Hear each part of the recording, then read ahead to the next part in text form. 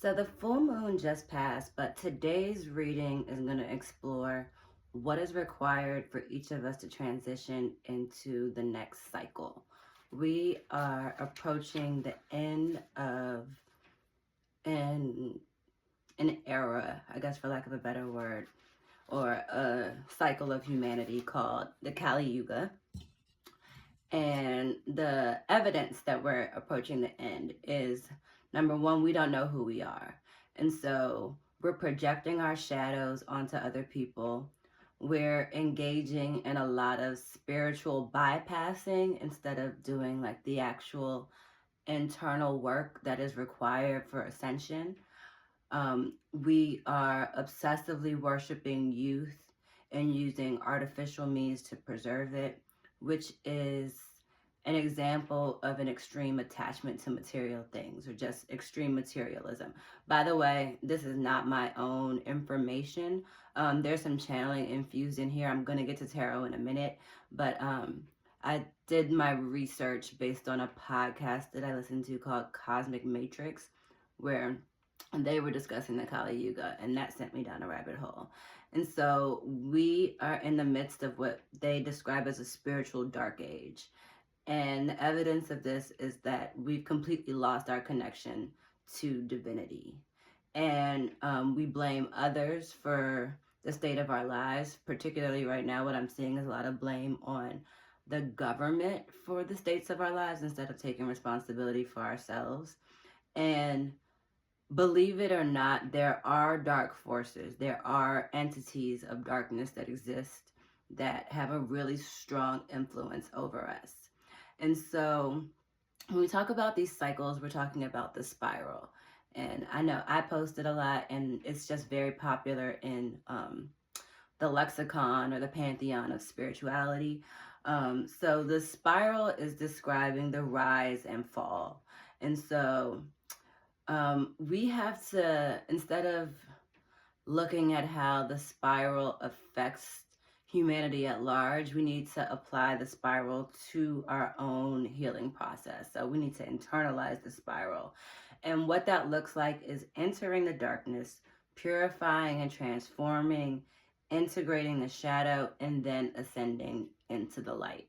And so, a part of, or one way that we spiritually bypass is that we spend a lot of time in the integration or in the purifying and doing these rituals or practices that are supposed to aid us in the ascension. But the real work is to go through all of that and then return to the world as a healed version of yourself so that you can realize what work you have left to do. And so the goal is not to escape life or to deny materialism, but rather our goal is to spiritualize our experiences. It's to look at the experience that we're having in the world through a spiritual lens. And I can take this even farther, but I can look at the experience of humanity, of the history of the world through a spiritual lens. And whatever darkness we observe in the world, we have to realize that that also exists within ourselves. And the danger of not attending to this work, not attending to your awakening process, is that you get caught up in the awakening process of the world. You get caught up in the shadow projections of the world. So if you are not taking your own personal responsibility for yourself, you're going to get caught up in the experiences of the world. And so the process of awakening is realizing that whatever darkness you observe in the world also exists within you, and taking on the work that needs to be done to integrate yourself and then to return. That is what awakening is. And what happens when you become awakened is it illuminates the things within ourselves and the world that are not true.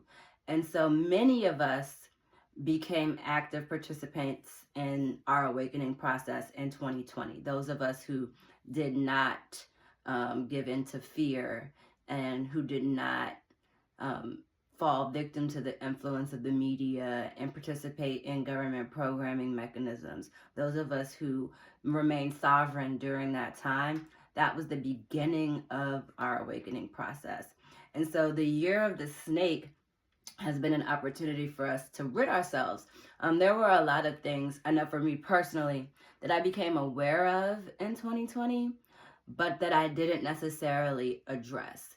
And so I was kind of living a double life where one foot in the spiritual world and one foot out.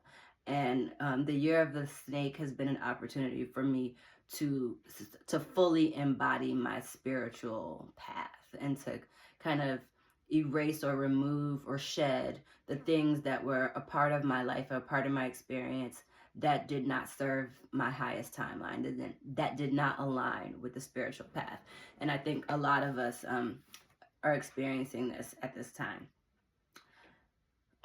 Okay, so we are removing the things from our lives that resonate as untrue, whether it's lies that we told to ourselves, whether it's people who we know who are not being true to themselves who are in our lives. We can't necessarily, it's very difficult for us to experience people who are lying to themselves. And so it's just a lot of discomfort that we're going through right now, a lot of reorganizing of relationships with people outside of ourselves and within ourselves.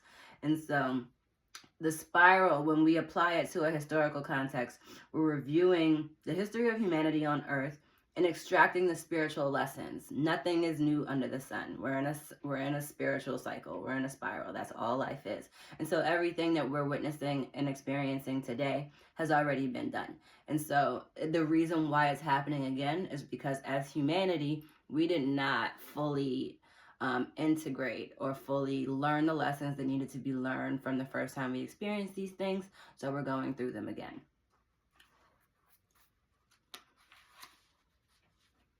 And once we actually do this work of reviewing humanity through a spiritual lens, it helps us to understand what is required from humanity to move into the next cycle. And so we're talking about Yuga cycles. And when I say Yuga, it's Y-U-G-A. And the cycle that we're in is the Kali Yuga, but it's not referencing Kali, the Hindu goddess. And so we're talking about a 24,000 year cycle with 12,000 year ascent and a 12,000 year descent. And so we're at the end of the darkest period of that cycle, which is the Kali Yuga. And we've been in this dark period for about 5,000 years. And so between the different cycles, there's a transitional phase, and that's what we're entering into now. And the evidence of that is the societal collapse that we're experiencing and the cataclysmic natural events that we're experiencing. And so during this transitional period, our responsibility is to learn our karmic lessons and to align with our dharma, align with our purpose here on earth. And once we do those things, then we'll be able to participate or benefit from the ascension. And so, like I said, today's reading explores what is required of each of us to transition into the next cycle. So what is that work left for us to do in the last little vestiges of the snake era in order for us to be able to benefit from the energy of the fire horse? So I'm starting with Aries. For Aries, we got the star in reverse. And so this is speaking to a lack of faith causing a lack of motivation. And so what we're being asked to do is to examine the areas in our lives where we feel hopelessness and to reflect on how this is impacting our actions and adjust accordingly. For Taurus, your work is the Two of Pentacles. So Taurus is struggling to find balance between two significant aspects of their lives. And so what Taurus is being asked to do is to eliminate the noise in your life. Eliminate the lies that you're telling yourselves, the limiting beliefs that you're placing on yourselves that are preventing you from managing these things that are priorities in your life. Gemini, you all received the Chariot. And for Gemini, we're speaking of controlling your environment in order to increase your confidence. And so you're using your will and your determination to overcome obstacles. And what the work is for you is to come up with a plan to accomplish your goals and stick to the plan. You're managing your environment so that you can stick to this plan. And once you realize what the necessary steps are and commit to it, you're going to ensure that your ego doesn't prevent you from reaching your goal. So you're developing a plan to accomplish your goals, and you're sticking to that plan by controlling your environment and not allowing your ego to prevent you from reaching your goals. Cancer, you all have the Five of Wands, and this speaks to extreme conflict. It also speaks to communication issues, so conflict that is the result of poor communication. And you're being called to use your abilities to diffuse the conflict and to set the stage for clear communication. Something else that could come up for Cancers is competition in areas where you aren't used to competing. And this may be making you feel a sense of jealousy or insecurity. And instead of being a victim of your insecurity and your jealousy, use this competition to make yourself stronger. So think about what this other person or what this competitive energy is triggering within you, and use that to fortify yourself. And this can also be speaking to internal conflict. And it's internal conflict that you have to resolve by soul searching and figuring out what the origin of this issue is for you and addressing it. Leo, you all received the Knight of Swords in reverse. And this is talking about impulsive energy. This is a lot of energy and a lot of momentum without any direction. And so moving without direction is causing you to participate in things and to make choices that are causing harm to you or to others. And so there's something that you really want to accomplish, and you're just using all of your energy and all of your momentum to try to accomplish this, but you're wreaking havoc along the way. There are some experiences that you haven't had yet that haven't prepared you for what you're trying to accomplish. So focus on figuring out what those things are that you need to experience before you accomplish this goal, instead of trying to like put all your energy into it without actually being prepared for it. Virgo, you all received the Seven of Pentacles in reverse, and this is speaking about something that you put a lot of effort or energy into that you're not reaping the benefits from. So you're walking away from a situation because the situation lacks reward. And for you all, I think the last thing is to just reconsider where you should be investing your energy and your resources. Libra, you all have the Strength card, which speaks to having like the inner strength, like calm strength, with the calm that you need to survive perilous situations. So when your life is in shambles, you have the ability to remain calm and to remain steady in spite of the chaos. You all are able to be compassionate for others at the expense of your own well-being. So when you're suffering and maybe you don't have all of the resources or all of the things that you need to do what you want to do, you're still able to find compassion for other people. And this strength that you possess is going to help you to accomplish your goals, but more than anything, is going to make sure that you maintain a sense of stability throughout your life. It's also speaking to just fearlessness, right? Like if you look at the Strength card in tarot, it's a woman opening a lion's mouth. And so when you have that kind of fearlessness, you're always going to have the power to speak your truth. Scorpio, you guys got the Ten of Swords, and the Ten of Swords speaks of cataclysmic disaster. Something unexpectedly bad is going on. It could be a betrayal, like being stabbed in the back, but it could also be a self-betrayal. And unfortunately, all you can do in this situation is accept that some things are beyond your control, but there's also an element of a lack of responsibility for your circumstances that led you to this place. And so this defeat that you're experiencing right now, 10 is a card that represents endings and new beginnings. So you are experiencing defeat right now, but in preparation for a new beginning. But only if you're able to release the things that have caused you to come to this cataclysmic disaster. If you're able to release those things, then you're able to make room for your new beginning. But if you're still clinging to it, if you're still not addressing your role in it and taking responsibility for your actions, then you're going to prevent yourself from being able to move on to your new experiences. Sagittarius, you all received the Wheel of Fortune in reverse, which unfortunately speaks to misfortune. And you're dealing with misfortune that is beyond your control. But remember, when we're talking about the wheel, we're talking about the circle. So if you're at the bottom on the misfortune of the wheel and you're experiencing misfortune, inevitably the wheel is going to turn and you will return to the top. But you have to stop pretending that you're in control. Your attachment to control is what is contributing to your misfortune.